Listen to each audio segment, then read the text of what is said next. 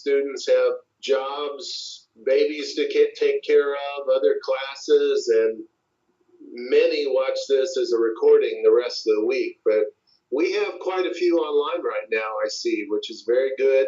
We'll have enough to ask some questions about what's happening here. The real neat thing about today is Dr. Amy Gibson is on campus. I'm in Cape Girardeau, Missouri, 150 miles away from you, but Dr. Amy is on campus, is always very helpful with students if you get crosswise with any of the research or citations or need some guidance on what you're writing. She'll explain how to get in touch with her. So you'll have a campus resource now. So how many years have we been doing this, Amy? Quite a few. Yeah, well, maybe 3 years more. About 3. I think about 3 before I found you, and you sent an email out. Does anybody need any help? And I jumped on it. So, but this has been real good. I'm going to turn off my mic so there's no feedback right off the bat, and you can go ahead and start. All right. Well, hello. This should take about 40 minutes is what the last couple times has taken, and I'll try to be conscientious of your time. I'm Amy Gibson. I work in the University of Mississippi Libraries, and part of my job is the criminal justice liaison or the liaison to legal studies. So I am the criminal justice liaison, and that means that I order the books, make sure we have database subscriptions for online resources and ebooks, and I teach anybody that needs help using the library to find criminal justice topics. So that's kind of my job. So whenever people say, oh, thank you for coming to our class or whatever, that's pretty much what I do. So don't worry about ever bothering us. So today I'm going to first give, I'm just going to talk for a while. I'm going to give 2 kind of mini lectures on citations and choosing a topic. Then we'll look at the library homepage. And then third, I'll review 2 of the LibGuides. This is one of them. We'll look at the other part later. And I'll give a demo of some of the databases and give you a chance to do some searches and then take any questions. So the first thing that always comes up with students in universities is citing your sources. And what you see, that page that I've got pulled up now is it's just like a quick little way to help people in criminal justice to make their citations without having to start from scratch themselves. So this page right here has the lab at OWL at Purdue. Purdue is pretty much the most respected writing lab in the country. So what they've got actual just online guides about how to cite an APA, how to cite a parenthetical source, how to cite an article in a newspaper, and they just go on and on. So it's really nice, and it's online, and you can do it yourself. And they do all the different citation styles. The Writing Center, I put a link right to that in our campus because they also have physical locations in Tupelo, DeSoto. And it looks like they have other ones, done online sessions for other campuses. I've given what these are mostly to refer to after we're done with the class, in case you're just like, what did that lady show me? How do I get to that? So I've got just a box here about one search about how to create your citations, and this is the more common one, is EBSCOhost. But why do you need to cite your sources? Why go through all this trouble? Besides to show your professor that you're following the assignment, which is important, but that's not very compelling when you're talking about a real world situation, which is what you're kind of thinking of when you're envisioning criminal justice. So kind of to help you think about that, I'm putting it in the criminal justice context. And the reason is because all of us that are scholars, we present our research in a scholarly conversation. And I know that in the national political context and the decline of civility, it may not seem like that, but scholars themselves do have conversations about topics or a field within that context. So to give you kind of an example for criminal justice, one article or one book has not solved police brutality issues or public perception of policing, really. That's it. So research can contribute to the real world problems when a community of scholars, like a group of people and experts, when they are reading each other's work and using that to build on new work. So scholarship is standing on the shoulders of giants always, because anybody who's committed to the research, to a research process, is part of the conversation in their field. So here are some reasons why you actually have a bibliography. So we keep on saying citations. Citations are in your works cited list or your bibliography or references. There's lots of different ways to say it.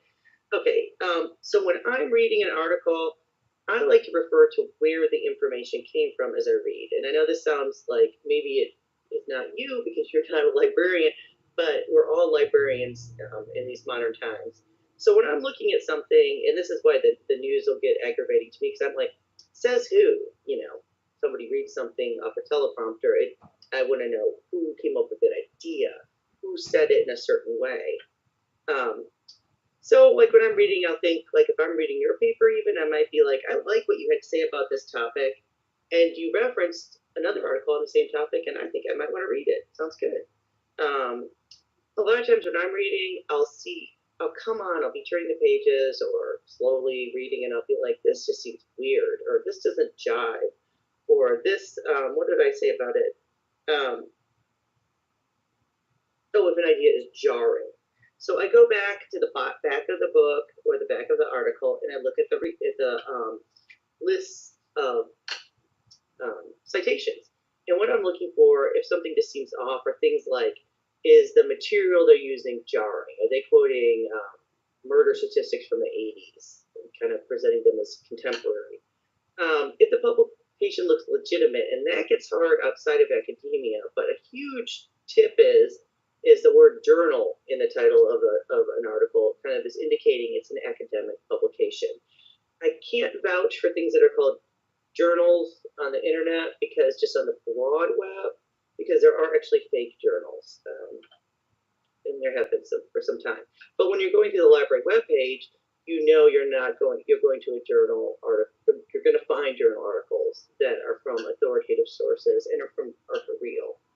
There's just every once in a while there's some scandals in scholarship, and there are some fake journals online right now. But you won't get those if you use your Google to come to the library homepage. Okay. The other thing I look for is someone can be an expert in an area, but it doesn't mean they can constantly just refer to themselves. So sometimes when I'm reading, I'm like, oh, okay, that sounds great. You've got support for that concept, and I'll go to the back and look at something they've written with a co-author. Now, they may be the only expert in that area, but sometimes I don't find that argument that compelling. So every once in a while, I'll look when I'm in the bibliography, and I'm like, oh, they wrote all the articles they're referring to. I'm not sure that that's giving me kind of like a kind of confirmation. For example, in Law and Order, they always say, do you have anyone who can confirm your alibi? That's kind of the same thing. You want more than one person to have said something, especially if it's excitable. The last thing I kind of look at when I'm reading, and something kind of sticks, it's because it sounds verbatim from something else that somebody's read, but it's not in quote marks. And so this is a problem that a lot of people have, is after you've read something and made a little notes on it, when you go to what we call paraphrase it or put it in your own words, sometimes you don't get far enough from what the person's written. And then when you go back and you're editing over and over, sometimes you end up in your editing plagiarizing, not putting the quotation marks in. So putting those quote marks in is pretty important because nobody likes to have their ideas taken, or their words taken away and claimed as somebody else's. Though sometimes I say some things that are pretty foolish, and I wish they were somebody else. I could give them to somebody else. But in general, we like our words and ideas to be reflected somehow in some sort of note. Okay. So I'm writing a research paper or an article, and I want to know what a variety of researchers have discovered on the topic I'm researching. So if I'm going to look at, let me see one of these topics. Cash bond. okay, we know that California, they're moving away from cash bail and cash bond. So I think that might be hard to get people to come back to court. But that's just one idea I've had. I want to go and see what other people who are in, not like-minded, but like-minded in the same like profession. So I don't want to talk about it from like a debating point of view. I want to look at cash bail from a criminal justice perspective. So that's kind of one of the ways that you kind of think about the variety of researchers, and that you want a variety of people talking that are in the field talking about the topic. So you always want to know what researchers are talking about a topic when you're researching it. And I'm going to note to talk about, especially if you're a researcher who is considering law school. My roommate is just graduated recently in May. And it is a rough road to hoe. And let me just say, as a librarian, let me tell you, citations are part of, so basically, like, citations to precedent is the basis of our legal system. So if you're planning on law school, think of like some of these assignments as like training wheels for citing, because when it goes out there to the real world, you will. Okay. I am going to take you to a different screen, and I apologize for clicking around a lot. Here, I'm just going to do some small clicking. You don't want to have this page up. Okay. So, by the way, the citation page is listed in the Adobe Connect. I saw that link is right there, as is this one. Okay. And I'm going to pull up this thing I've called CJ Searching that's in the middle of the Criminal Justice Subject Guide. And there's also some tutorials in here. But let me just talk about some of the most common issues. And it's funny, I wrote this before I heard about the assignment. One of them is often everybody goes too broad. The opioid crisis is fact, but it's not a research paper topic. It's really, really too broad. One of the notes I made, because this comes up in a lot of criminal justice, is the opposite, which is too narrow, and that is bound by geography. So what will happen in this jurisdiction assignment you're doing? You choose a jurisdiction and you research that jurisdiction, but that does not mean that every article that's written on something is written about that specific jurisdiction. So you may need to expand your search and take out like a city or a place, or you may need to add back in. So you need to take that out sometimes to see about the topic. So let's say you're talking about education and juvenile justice in, let's say, Cook County, Illinois. For Chicago, Rob Emanuel is not running for election again. Rahm Emanuel. So let's just say we're looking at murder in Chicago. Well, Chicago that unique, or will only have researchers written about Chicago. So there's some things that are unique that you'll want to research, but also there's some things you just want to know about murder in urban areas. So when you're searching for like an article, you don't always have to put a place in. I do want to mention sticking to only legal databases. In most of the websites, I have them set aside to say legal databases. The articles can meander off into legal theories rather than practical articles that may be needed for applied sciences. So high on line is great, but you don't want to just use legal studies. Okay, so here's my best advice. Number one, have something you care about, if at all possible, or an element. So whatever topic you pick, you could put it in a place, and that jurisdiction does help make it a little more relevant. Sometimes an assignment is just an assignment, but no matter what, follow the rules of the assignment in order to be successful. Okay, with your topic. Next step is to think in context of the area your topic falls into. So we're thinking about the opioid crisis. What are the issues related to the opioid crisis? There are several. There's not just one. So let's just say you're interested in all these overdoses related to opioids. As a person, but what's the context? Are you interested in public schools or juvenile justice? Because policing in juvenile justice or in public schools or something like that would be very different than looking at overdose in, I don't know what it's called, the Amsterdam Joke and The Wire, the areas that you have set aside to do injection drugs. So that would be pretty different than how you would deal with the opioid crisis at K through 12. So you got to think of your context. Are you leasing? Are you in corrections? Are you in homeland security? Be sure to choose a specific population, even if you don't bring that up, in the very beginning of your searching. For example, age, juveniles, geriatric. I went and stayed in a retirement home this summer with my aunt for a couple nights, and they were all talking about how the police come a lot because geriatric people are also the target of crime. So one of the things you want to have in mind is who your population is. Are they old? Race and gender all play a big role in criminal justice too. So are you talking about an old white woman in Ohio? It's jurisdiction also an area comes into play there too. Are you talking about like a young black woman in the Delta? So you can see whatever you're talking about, it's good to have your target population in mind. Here my example is police officers under stress. Which officers? So administrative officers, rookie officers, and also you want to remember the words rural and urban can help, because that may have something to do with officer stress. For example, it's when you look at is it more chaotic in a city? Is it more chaotic in a small town to be an officer? The last one is, at the same time you're focusing your topic, start the hunt for some good words. And my advice is to use websites like Kids Count, Marshall Project, a lot of those to get an overview of the topic, and you'll start to see the common keywords that people use when they're talking about their topic. Read your assignment carefully for words. Your professor obviously is an expert in criminal justice, so therefore the words used is to frame what you want to talk about will help a lot. In fact, the word jurisdiction is going to help versus just saying where you live. Like the word jurisdiction will be a cleaner search. Okay.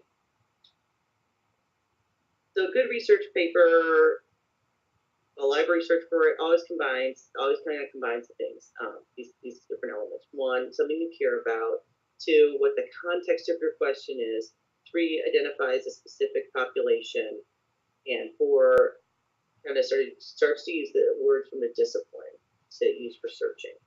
Okay. The next thing I'm going to do is I'm going to go to the library homepage, and I'm going to show you some things on there. So if you want to, the quickest way to get to this page that's up on the screen now, the University of Mississippi Library's homepage, is to type into Google Ole Miss Library. Not a fan of the expression Ole Miss, but University of Mississippi Libraries is a lot longer to type. Going through the university's website can be confusing. So this is the library homepage. I'm going to show you a lot of resources. If you put the brands or the names of those resources into Google, they'll come up, but they'll try to sell them to you. So all the stuff that we have, like let's say you went and put in one search into Google, it's going to try and sell you that. That's an actual product. So this is your home base. If you don't start here, you might end up with somebody trying to charge you for something, and that's not what we want. Okay, so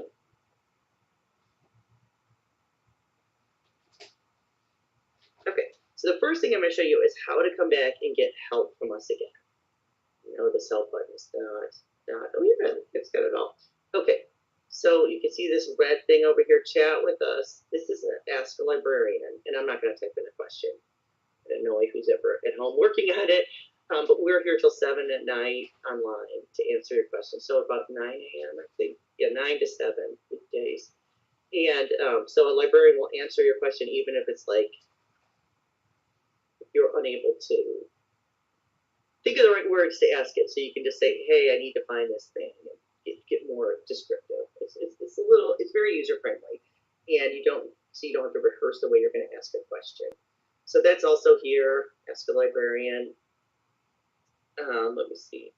Okay, if you go down to subject liaisons, I know that this is all marked in here in my You Can Book Me, but if you're taking another class and you're like, well, that librarian was so helpful, I'm going to ask Dr. Kurtz about this anthropology class I have.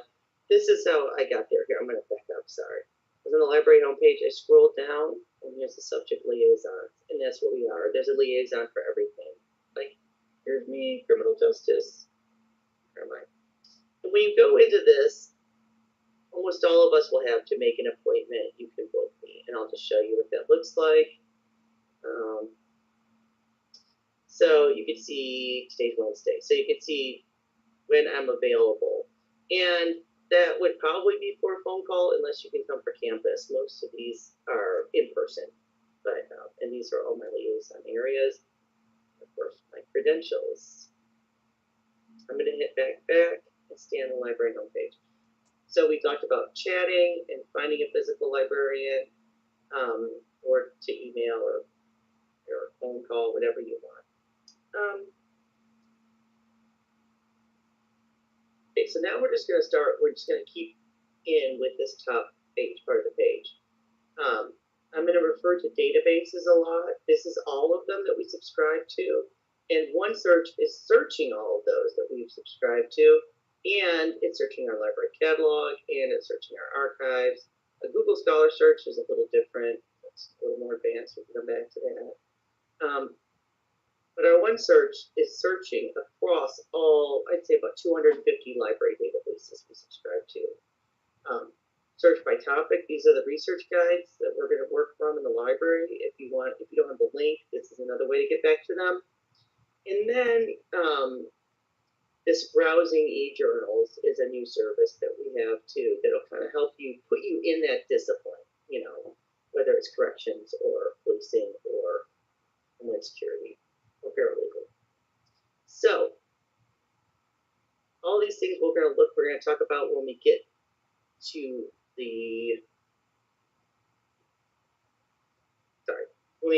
showing you the different library guides. Okay, first we're going to do OneSearch. So OneSearch searches all of our 2 million books, and it searches about 250 databases at once. So we subscribe to these online databases for you to use, and they're mostly article databases. So articles from newspapers, magazines, and academic journals, which faculty also call peer-reviewed journals, and they also call research journals. So academic research, peer review, academic journals, and that's what we're paying a lot for. And OneSearch is searching all of these article databases, all of our library catalog of books, and the statistic and report databases we also subscribe to. So that's why it's called OneSearch. And we like it because you don't have to immediately identify which subscription database to go into.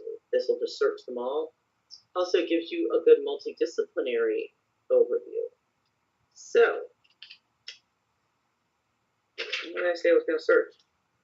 Okay, so we're going to kind of see what rises to the top, because librarians, I'm not about being persistent. I'm about trying different things. That's my persistence. I'm not going to look through 200 pages of results. If my search is going bad, I'm going to try and help other people to try and get a better search in there. So first, let's see what kind of comes up at the top when. Oh, I had a question that I was going to do. I can't ask you a question. I was going to say a question about whether or not to send kids who break the law to treatment or detention, and how do you come up with that, the right words to say that. So I'm just going to put in a couple of them. I'm going to put in one of them that's real nice is juvenile justice, right? Because nobody really says that except for people in criminal justice. And I'm going to put the word "and" in here. You don't have to, because it's just searching all these words at the same time. So I could also put quote marks, so juvenile and justice have to be next to each other. It's not going to do too much. So let's see, we're going to put in treatment.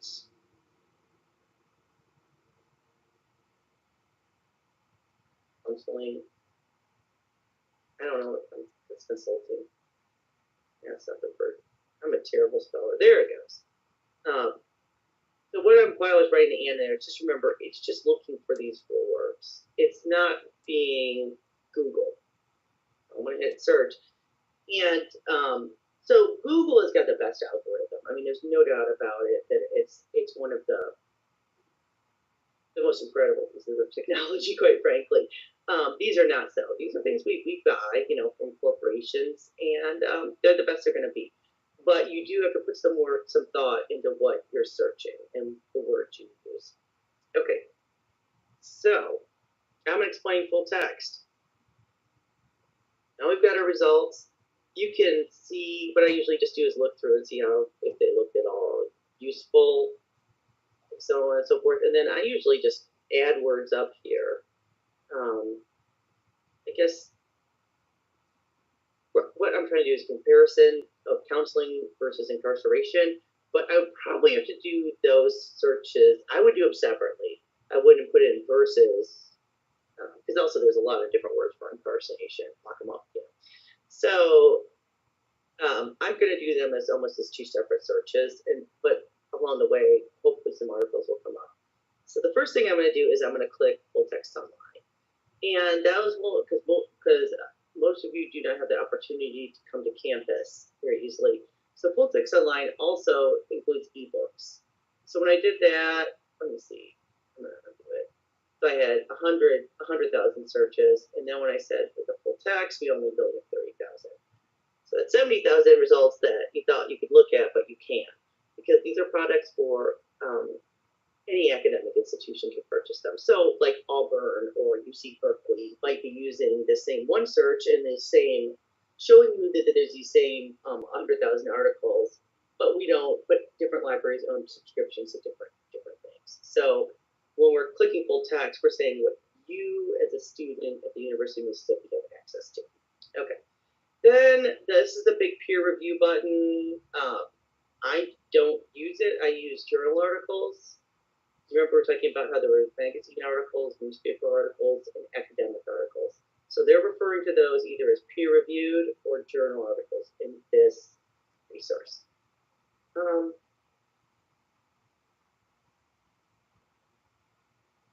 So we're just going to look at the first two records. I'm just going to, just do this because they're from different journals. So we're just going to look at these first two.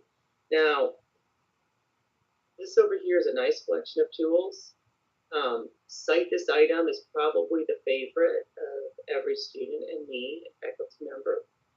So it's giving you this option to print the citation or copy and paste it. You just choose your format. I believe APA is going to be perfectly acceptable, probably MLA.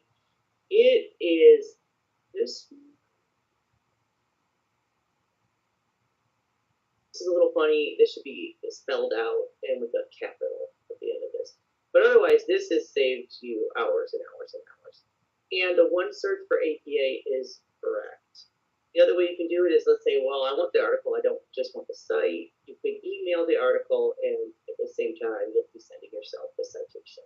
So this would email you, you put your email in, you can email it to anything, and it'll send you the link to the article to get back to it and the citation.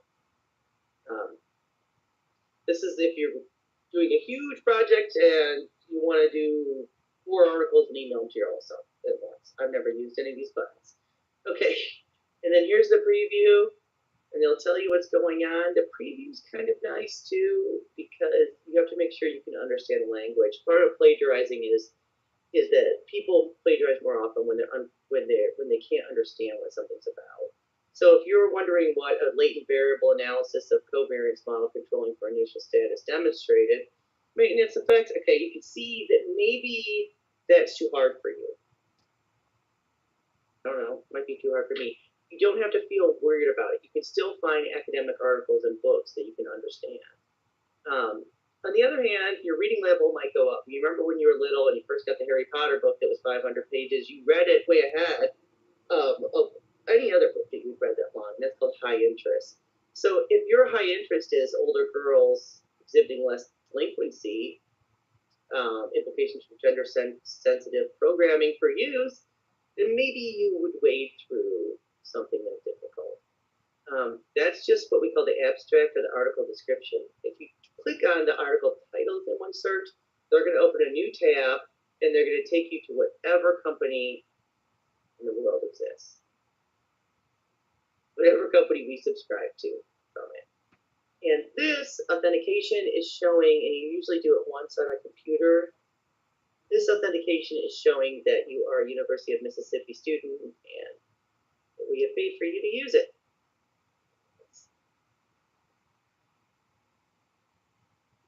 So now what it's doing is it's throwing me into a whole nother corporate thing. So this may be very familiar to students from high school or other places. What was this for a sec? This is called EBSCOhost. It's just the company, and it's pulling it up from a psychology database. EBSCO is pretty familiar. Here's where the PDF full text is. If you scroll down, the full text will be there. A little bit different. The citation, if you did not catch it, over in OneSearch is over here. And you just scroll down until you find your style. It's not as perfect. So this is one example of what it might look like.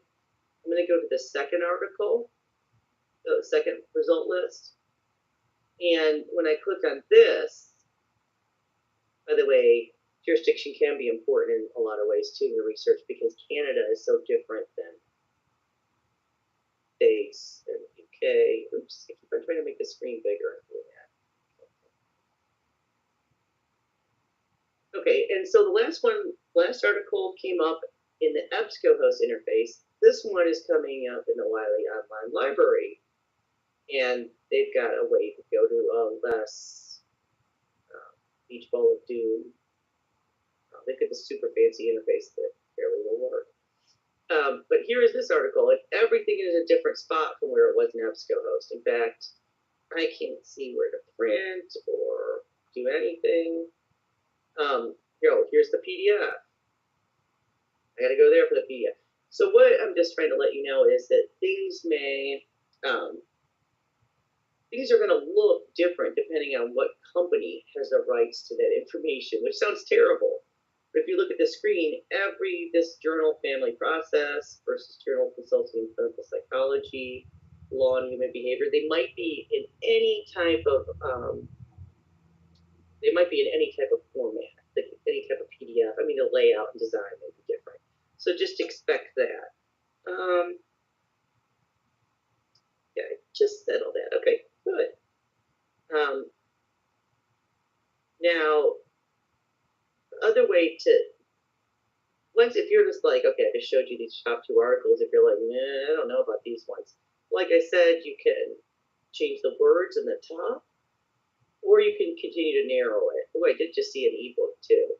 And you can see we always have news results about halfway down, and then it just sort of continues with the journal articles. And then I saw an ebook, here it is. And those are, I'm just going to click on it and show you, they're going to go to whatever interface they're going to go to. So it's whoever we buy it from. So here is what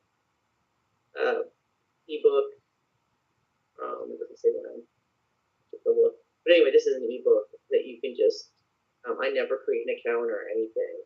So let's say I just want to look at this subsection.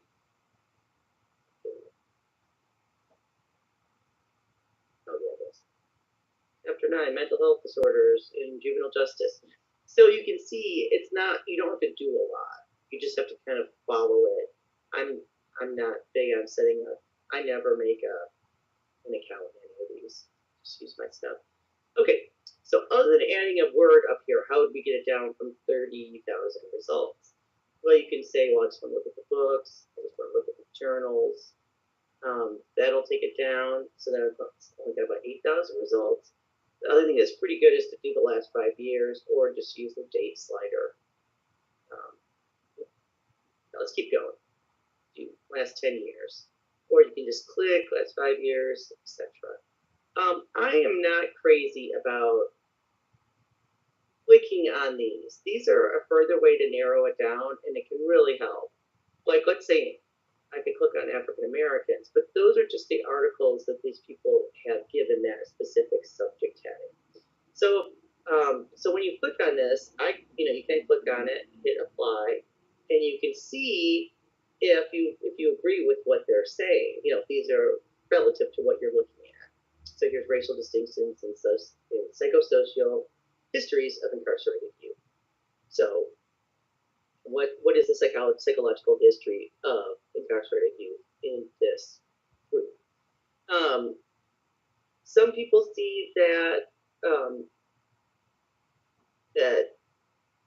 There have been some studies that show that white juveniles primarily get counseling and support, whereas juveniles from other racial groups or cultural groups, and also just poverty, which may have nothing to do with race and gender, all of those things tend to affect whether or not a young person is sent to treatment and counseling or to treatment in the pokey. Okay, so over here, like I said, you can use all these different facets. You can say, oh, well, I'm not thinking about social work. Why is this relevant? Sometimes messing with them too much is a problem. I'm gonna take this one off, and I'm gonna show you. And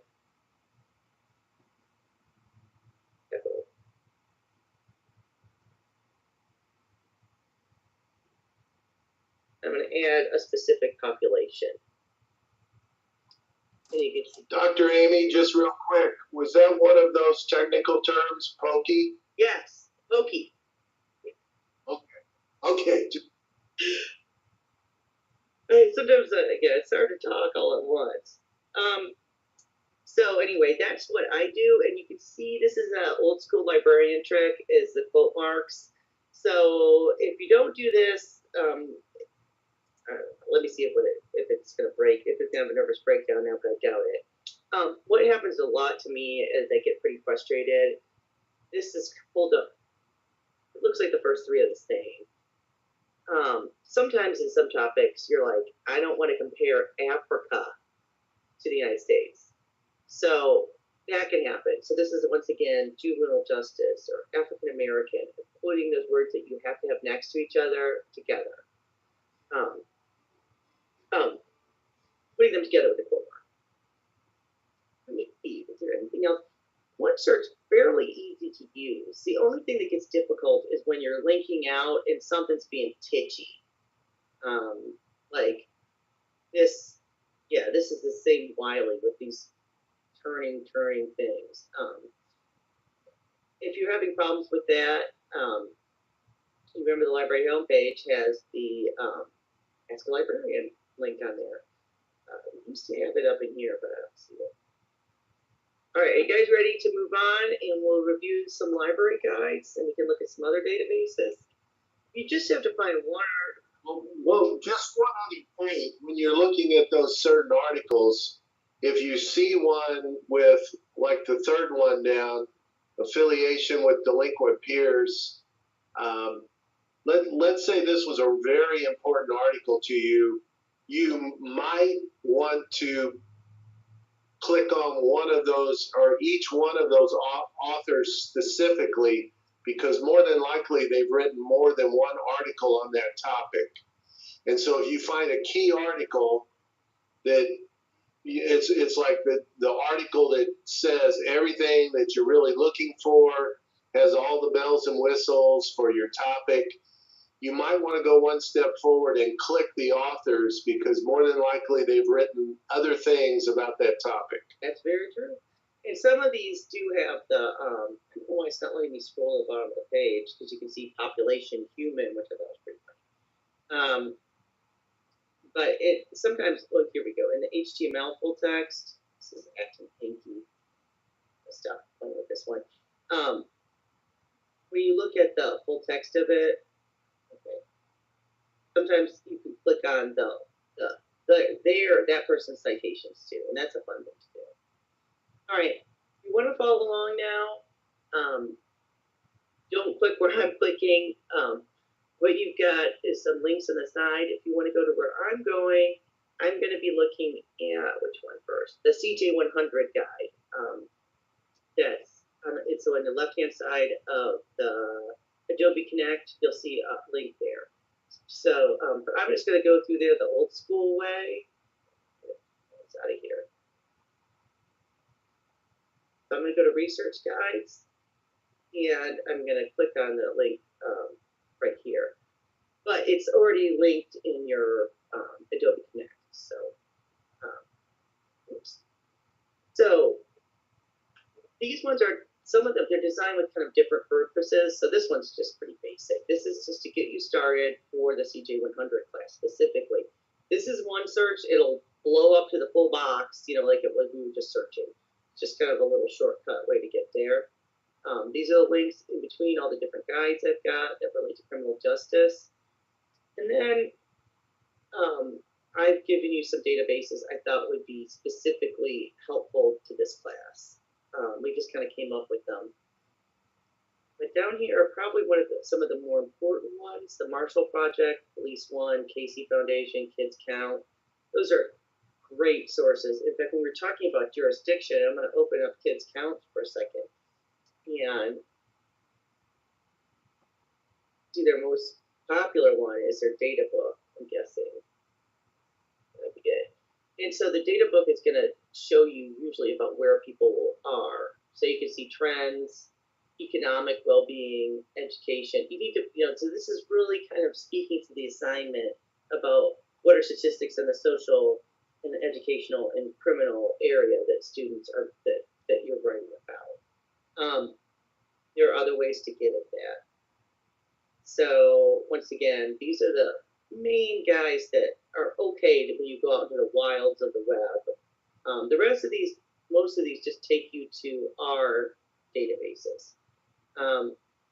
Put some policy tools in there, including our Mississippi government and bar, and some legal info. What I'm going to do now, though, is show you the subject guide. There is one similar to this guide, which is just for anybody approaching criminal justice.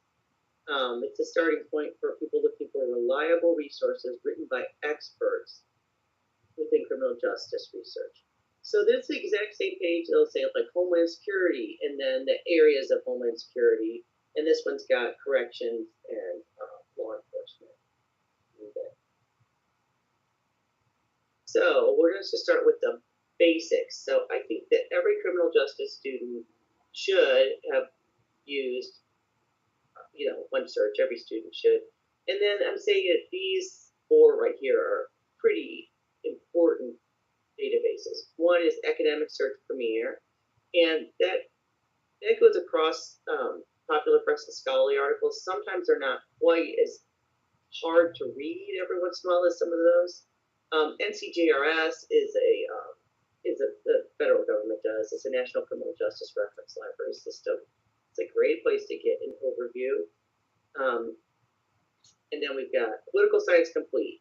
So political science seems unrelated in some ways, but it includes policy related to policing, corrections, and legal issues. So this will come up again. It's policy. So when you're saying like, oh, the whole way this cash bond thing in California, that's not going to work. Well, what you need to see is some sort of model of what has worked, or an example of what has worked, or pieces, or models about what people think would work.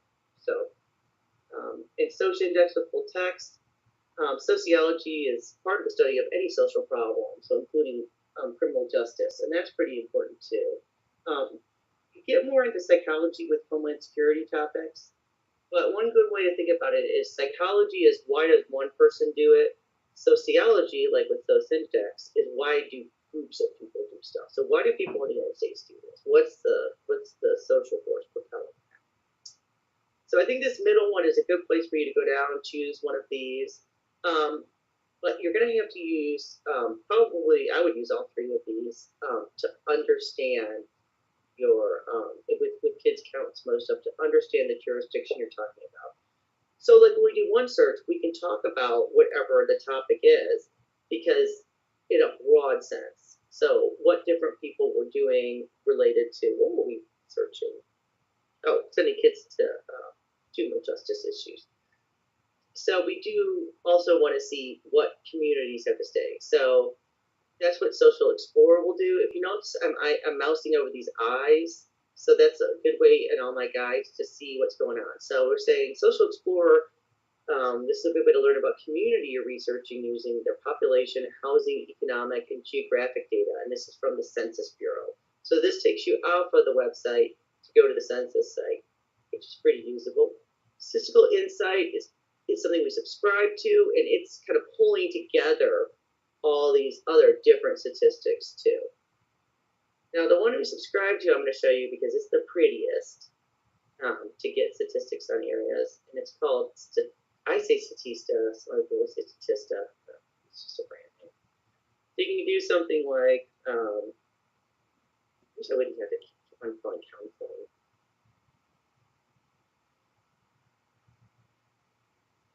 I pick a topic I can't spell something for.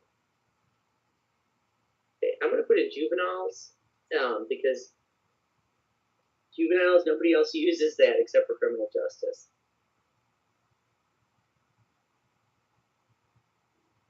So it's done two things. It means you've spelled both words wrong. Maybe you want to spell them correctly. And that's a very nice one. And then it just said now. So I'm going to just change this and see what they have. Juvenile justice. So what they'll do, there we go. So this is kind of some of these smaller databases, they're not looking for articles, they're just pulling up data sets or things like this. They can be squirrely when you put in too many words. So you got to figure out the exact right word. So I'm only gotten 3. I don't even need to go to narrow it by country down here. I don't even have to, change any of this because I've only got 3. And it might be because I'm using the wrong words. We don't care about property offenses. Sorry. Just going to click on one. And you can see there's kind of a list over what kind. But this is just a beautiful display of statistics that you can get other places. But it's nice because I think that there is, I don't know if it's, sometimes they don't have, see here's crime and law enforcement. I would click on that to go back. But if you look on the great advantages this has over other things is, first of all, you want to see where it's come from. So that what it's about. This graph shows the number of minors arrested for violent offenses, sort of by types of offense in 2014. Wow, that seems a long time ago, doesn't it? Well, it takes a while to get all the statistics together. And they looked at about 20,000 juveniles arrested for robbery. What's really important is this is from the FBI. So there we go. That's awesome. We trust them. I mean, we trust their statistics. And then the other magical thing this does is it makes a citation. A little messy. That's close. I think that's about what I would. I think that's accurate. When it says ND, that means no date. If I were you, I would just go and look and see when they published it. It's not that hard. Oh, here it goes. Release date, December 2015. So that would be 2015. Sorry, getting bogged down there. But anyway, you can see this. The other thing that's great about it is you see all these options. You can export it, right? You can take this to put right in a PowerPoint. You can save it as that. In the settings, if you want to save it in a different way, you can change that. So it's really, we got it for our students because a lot of times, a lot of what you have to do is present. And that's a lot what the criminal justice communications class is about. So that's also a good thing to get in the habit of, is finding your citations and finding the best way to display the information. Okay, so let me finish reviewing this. Oh, here we go. Okay, so I put you out. I give you a link out of the web to go from John Jay, which is a college that just does criminal justice issues. So that'll give you a little bit. If you're a real go-getter, it might be nice if you're going to law school to understand that as a concept. Find Online is by far our most popular criminal justice database. So I'm going to open that and show you the same search. Sorry, I'm making you sick right now, but I switched so many pages. I just didn't want to type the things I can't spell in it again. I do like to keep just a regular Google tab open because a lot of times, Google understands me and understands my spelling difficulties. Okay. So what this is doing is the same thing. As one search, you're just, well, it's just your statistics. This is looking for articles. These are articles with values. And like one search, it's got all these different things you can use to narrow your searches. Oops, I just put in juvenile justice.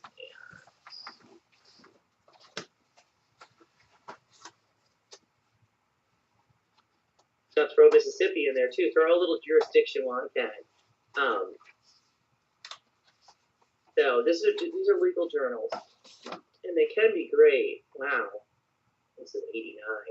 Okay, so you can see what I'm doing first. I'm not doing anything besides going 2005, which is okay, I guess. But this, 1989, what kind of search did I do that I'm getting executing juveniles? I just wanted to know if we should send them to therapy.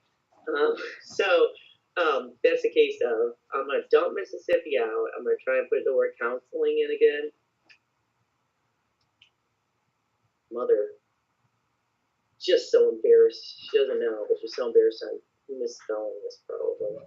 Okay, so I hope that's correct. Just forgive me if it's not. So then I'm still seeing just some older stuff. So I can always go up to date. And what we're looking at is things published. So I'm going to switch it out to everything from 2010 to 2015. Let's just say these are very, very easy to use, the date thing. So I'm just picking something kind of random. Okay, so then you can see this is just comments. Now, one of the things to remember these is you might find, okay, here we go. Balancing fairness with finality, examination of post-conviction review. So if we're talking about adjudicating juveniles, where do they end up? So they might have to go through the court system, but they may not end up behind bars. So if you wanted to read this article, you can now read it online off campus. Before, we were just piggybacking off the law libraries. And this is what these look like. And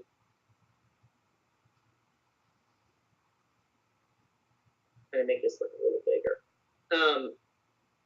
So this is from the main law review. And they look like this. The font for all of them is exactly the same.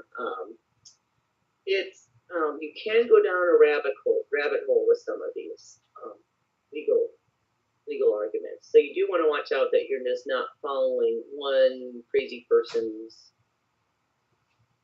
theory on something. So you definitely always need to, when you're looking at high and other legal documents, unless you're looking at the literal statute, or you're looking at the results from the case, the Shepherdizement, you don't want to just trust any law journal because they're mostly written by law schools. They're not the best, they're not the worst. Okay, we talked about here are the legal stuff. We talked about article databases. Here are statistical databases. Here's browsing. I'm just going to show you what it looks like. It's also linked right from the library homepage. I made a little cheat one for you. I'm going to click on, so what it's doing now is it's throwing you to all the online journals we have on criminology and criminal justice. I did a separate link for you for for legal studies. Okay, right now I'm just going to go right into corrections. I can't help it. I've got a corrections bias. I'm more interested in corrections than policing because I did my internship in a medium security prison. So that's what I'm going to be interested in. So there's a lot of times, if you just want to know what's going on in the field, like I'm going to pick a topic, this might be easier than just going to Wikipedia and looking up juvenile justice. Actually, corrections, I'm not in juvenile justice. But what it just does is you can just see, I'm going to make this a lot bigger. What you just see right here, here's the title of the article, 2018, volume 45, issue 9. So if you were picking this up at the newsstand, hot off the press, you would see long-term recidivism studies show that desistance is the norm. Now, I'd have to look up that. So you can see the effect of mental illness on segregation following misconduct. It's all pretty interesting stuff. So anyway, this is a great way to kind of browse around your discipline. And I'm kind of I hate to keep on moving so much stuff and keep on taking in different pages, but this is something for you to explore on your own. Statista is something for you to explore on your own, and we're going to go and look at one of these databases in a second, but I'm just going to show you the lay of the land in terms of how these are laid out. So I was talking about, when you're choosing a topic, about putting it in context. So for me, I would want to put it in a corrections context or a law enforcement context. So if I'm dealing with juveniles, my interest is in corrections. So if we pull up this page, I've kind of broken it out the way I see things. So there are things like managing inmates in correctional facilities, right? And then I've got these different databases to go to, and if you hover over the mouse, it'll say management of prisoners, juveniles, being a prison administrator, jurisdictional issues. So this is giving you kind of an idea of the type of things that will come up in each of these different sources. And these headings are telling you kind of what the area would be. So here's corrections, rehabilitation, and counseling. I'm saying like, well, let's go to sociology, find out about what mental illness, drug use in prison, rehabilitation. If you're interested in one population, just a specific population like transgender people in prison, because corrections has long been way ahead of the game. Way ahead of the game and having to deal with issues of gender compared to the rest of society. I always throw in some books and also some fun places. Some more fun. Like, these are just websites by organizations. I try to put what they are before you go into it. So that might be a fun way for you to explore a topic. And then the government agencies are always really essential. It's that the very last thing. Here's Ear Hustle. I listened to it. It's come back out. Their third season is starting now. So the other example is law enforcement. And I've broken that up into things like policing policy, policing methods, policing theory, like community legend. Give it some good example words too. When you're looking for those keywords, look over whoever can give you a good word like procedure, whoever can give you a good word for your keyword, keep it right down in a notebook. Here's our dog on campus. You should come to campus and visit Dios. So what I'm trying to say about each of these is these are kind of the areas that you're looking for within there: policing, investigation, and policy. And here's the same thing: relevant government agencies and looking for topics. So I said we would search one. We'll go ahead and I'll just click on this one. What? Yeah. Dr. Amy, how about a quick push through on kids count and we close it up? I mean, I think I had. Okay, good. And all of these, I'm going to send all of these links to the students, but they can just bring up your name at the library and you have a listing under your name. I added more CJ guides and just put all of the links in there. So they're all self-referential. So. Good, because I know a few were trying to write down as you went through them hyperlinks. It's like, no, it's under her name at the library. You can find all of this. I'm a little crazy there. There it is. Okay. So I'm gonna thank you. That's a good point. I'm gonna go back to the CJ100 guide, and we're gonna look in. Which one? You want kids count or you want another one?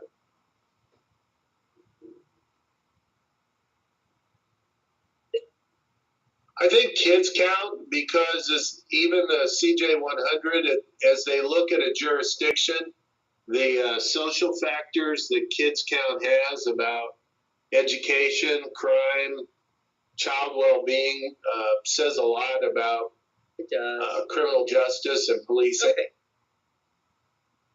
So one of the ways I think to search was I haven't tried this before, so I'm gonna try Detroit, because I'm from Detroit.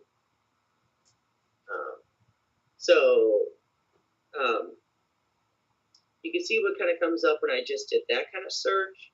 It's pulling up regional safety net. So they're doing all this other stuff, and you put read more. Just go ahead and all this stuff's free. It's kind of filling up, philanthropic, educational, and that's why you're leaving the library. It doesn't have anything up here. We trust it. Can you tell me where you go to look to search by jurisdiction? Kids count.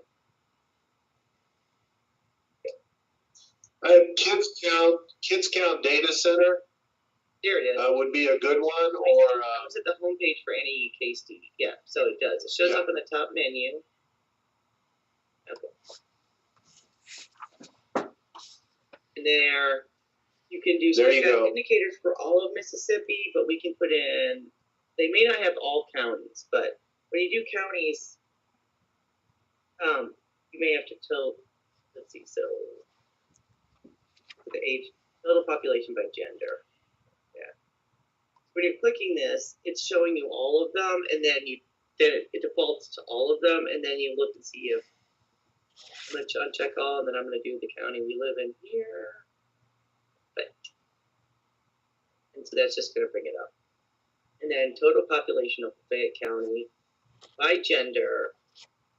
And you can see they're very good. They tell you, they literally say number percent. And there's no indication here that this isn't anything other than 45,000. Sometimes in the government agencies, all of these data, it's good to look and make sure that they're not talking about in the millions or something. And they are nice because they give you all of this, so you know the data and the definitions.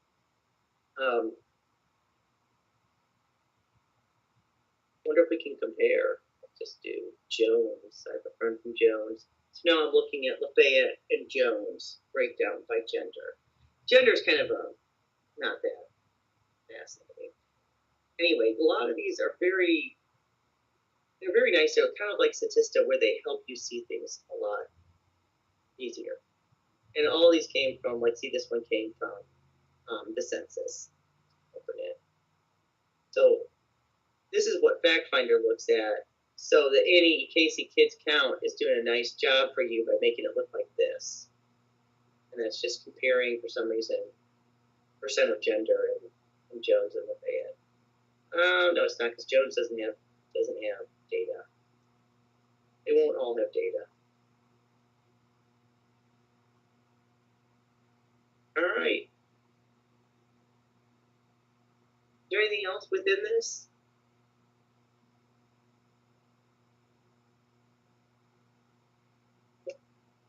There's just so much in those indicators that you can look at. You can look at education, families, single parent homes, some crime statistics.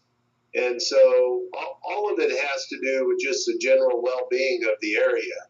So being able to take this data and put it in a sentence is what they're going to be required to do in the next couple weeks. So that's kind of a skill to have, how to look at a few numbers and say, is it a trend going up? Is it going down? As you look at the county that you're trying to describe. A little bit of context. Like, I'd like to see who's the highest. There's children under the age of 6 with no parent in the labor force. You know what I mean? So then these children are not having a reliable income. I mean, not that they're working, but I mean, they're not. A lot of people are from poverty, and poverty is a contribution. It does contribute to the conditions that you create. So.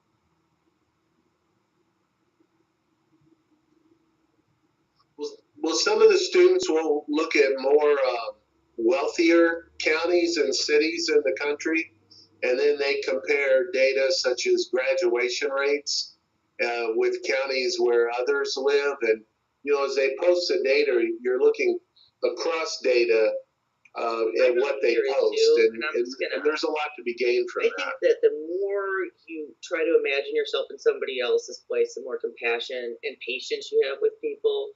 So I think the most you can learn about the relative populations, the populations that you're at, and how they are relative to the bigger picture. Because I grew up in a suburb of Detroit. Detroit is the most segregated city in the country. 3 censuses, so 30 years in a row. So where I went to high school in Birmingham, Michigan, a suburb of Detroit, our funding was, my chances of success from being a child were enormous. I had just had a lot of public services available to me. For example, we had Japanese in high school, in a public school. But you look at the type of resources, and you look at the resources the students had in Detroit, they had our old textbooks. So if you don't think that something like that doesn't contribute, bringing all these kind of things into dealing with different populations does help you to have a little more compassion about what are the different factors that may add up into problematic behavior. All right, I'm just talking now. I gotta go. I've been talking too long.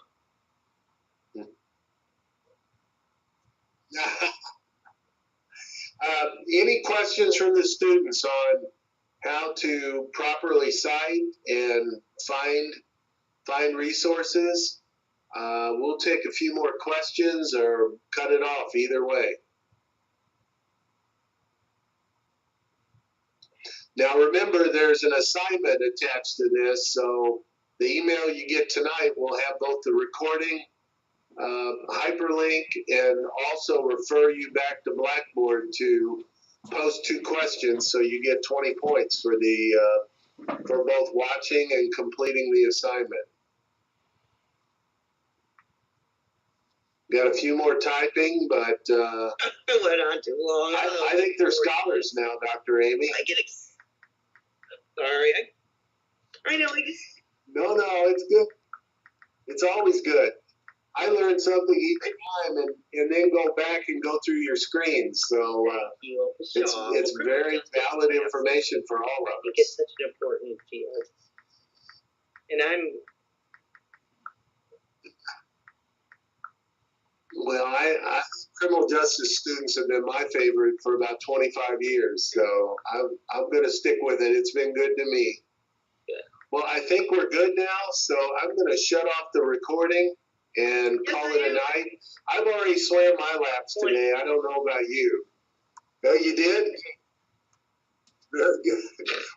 I don't have to do much with the hair, so I don't worry about it. Hey, Mark. Okay. Your email address, I think, can you just pull up your email address real quick? All right, there it is. On the screen.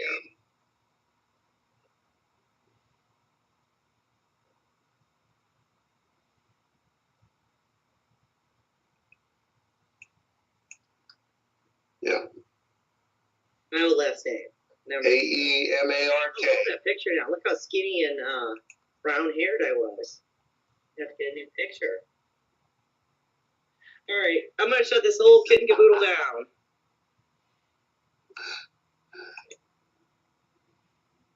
Okay, we're good. All right, students, thanks for being online live, and watch for the post or just go to Blackboard and complete the assignment. Thanks.